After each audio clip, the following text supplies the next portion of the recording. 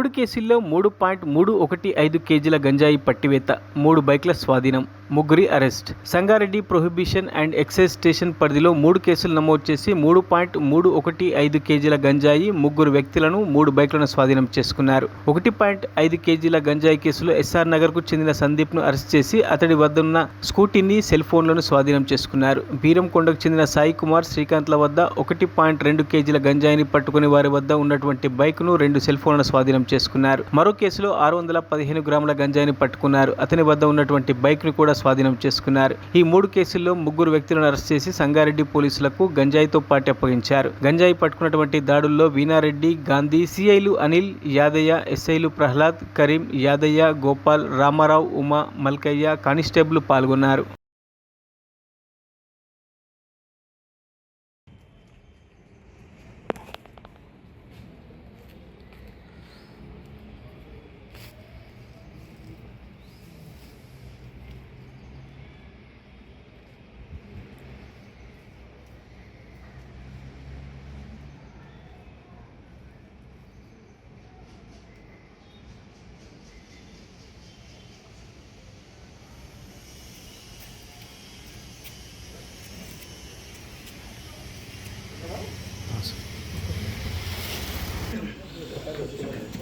కూర్చోండి.